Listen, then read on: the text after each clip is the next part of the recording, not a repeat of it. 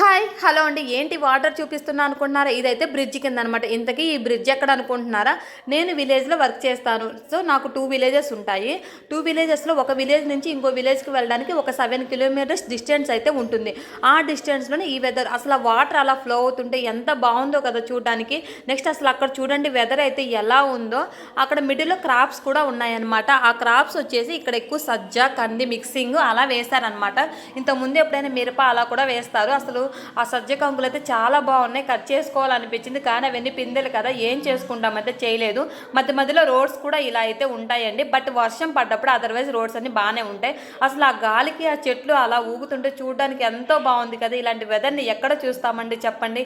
ఎంత శాలరీ వస్తే ఏమి, విలేజ్లో వర్క్ చేస్తే ఎంత హ్యాపీగా ఉంటుందో అలాగే ఆ వెదర్ని చూసేందుకు కూడా అదృష్టం ఉండాలి కదా.